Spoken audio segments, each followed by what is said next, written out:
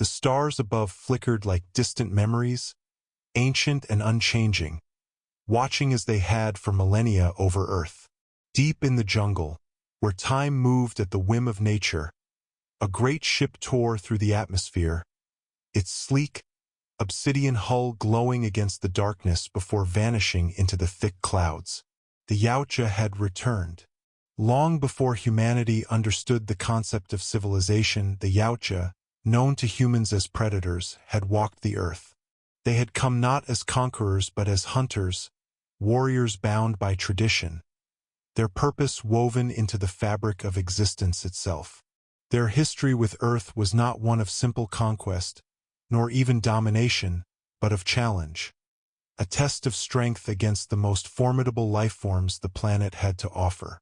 They had seen the rise and fall of empires, the birth of kings and the slaughter of nations, yet they remained silent observers, only emerging when the call of the hunt demanded their presence. Ancient ruins whispered their legacy, though humans, in their ignorance, mistook them for gods. The Mayans, the Egyptians, the Khmer all had, in one way or another, encountered the Yautja. Their towering forms, their advanced technology, their ceremonial hunts, all had left an indelible mark on the course of human history. In return, the predators had watched as mankind evolved, growing stronger, more cunning, more dangerous. And now, once again, the jungle trembled beneath their arrival. The great hunt had been called.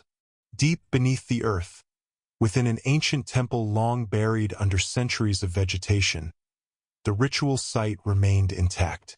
The stone passageways, crafted with unnatural precision, formed a labyrinth designed to separate the worthy from the weak. It was here, in this subterranean arena, that the Yautja would test themselves once more against their most formidable adversary, the Xenomorphs. For as long as the Yautja had hunted, the Xenomorphs had been their greatest quarry. Perfect organisms born of nightmare, the Xenomorphs knew no fear, no mercy, only the relentless drive to kill. The Yautja did not seek their destruction but rather their challenge. To face a Xenomorph in battle and emerge victorious was the ultimate mark of honor. Many had tried, many had failed. Only the greatest of their kind, the blooded warriors, bore the scars of such encounters. The hunt had been prepared, the seeding of Xenomorphs initiated. In hidden chambers deep below, the eggs lay waiting, their leathery surfaces pulsing with the silent promise of death. Soon, the hosts, unwitting human explorers, would awaken the nightmare. And when the Xenomorphs emerged, the true test would begin. 3 Yautja warriors had come to prove themselves. Scar, Celtic, and Chopper, each adorned in armor marked by the glyphs of their ancestors. Their masks, forged from the bones of past victories, concealed their anticipation. The ritual had begun, and with it, the opportunity to etch their names into legend. They descended into the temple, their movements silent, their cloaking devices rendering them ghosts in the darkness. The walls around them told stories of past hunts, of warriors lost and champions crowned. Each step was heavy with the weight of tradition. Far above, a storm brewed, lightning splitting the sky as the first of the human expedition arrived. They came seeking answers, unaware that they had stumbled into a battlefield where they were nothing more than pawns in an ancient game. The predators watched as the humans activated the mechanisms that would seal their fate, releasing the Xenomorphs from their dormant state. It had begun. The hunt was chaos. The temple, shifting and alive, became a labyrinth of death. The Xenomorphs, born from human hosts, moved with unnatural speed, their black carapaces reflecting the dim glow of torchlight. The humans, unprepared and terrified, fell quickly. But they were not the prey.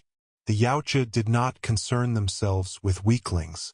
Their focus was on the true enemy. Scar, the youngest among them, moved with precision, his wrist blades cutting through the shadows as he advanced toward his first kill. Celtic, the strongest, relished the challenge, engaging in brutal combat, his plasma caster roaring as it burned through the chitinous armor of his foes. Chopper, the most aggressive, struck first, his spear impaling a xenomorph in a display of raw power. But the xenomorphs were relentless, their acidic blood turning victory into agony. The hunt was not merely about strength. It was about survival, about proving oneself worthy of the Yautja name. When Chopper fell, impaled by a xenomorph's tail before he could react, the lesson was clear: arrogance was death. Celtic fought harder, his pride demanding retribution, but he too underestimated his enemy. The xenomorph was not a beast to be tamed. It was a force of nature, and so he fell, his life taken in a moment of miscalculation. Scar, now alone, understood. This was the test. The weak fell so that the strong could rise. He fought with the fury of his ancestors, his blades carving through his foes with deadly precision. The humans, those few who survived, saw in him not a monster, but a warrior. And in return, he saw in them a species that, while fragile, possessed a resilience he had not anticipated. One human, in particular, stood alongside him, proving herself in the heat of battle. It was an act of defiance that the Yautja respected. As the battle reached its peak, the temple threatened to collapse, its ancient mechanisms crumbling under the strain. Scar, wounded but victorious, marked himself with the blood of his kill, the acidic burn on his forehead a symbol of his triumph. He had earned his place among the blooded. But the battle was not yet over. From the depths, a new horror emerged. The queen, monstrous and enraged, her screech shaking the walls.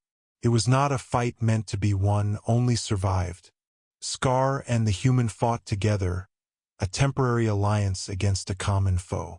The queen was relentless, her size and power dwarfing anything they had faced before. But the Yautja had never feared death. In one final act of defiance, Scar dealt the killing blow, a spear driven deep into the queen's skull, even as the temple crumbled around them. As the dust settled, the Yautja ship descended once more, their kind watching from the shadows. They had seen the hunt. They had seen the victory. Scar, though battered and broken, had proven himself.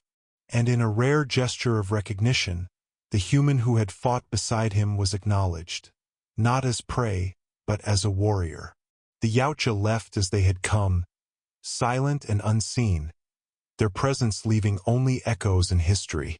The hunt had ended, but they would return. They always did.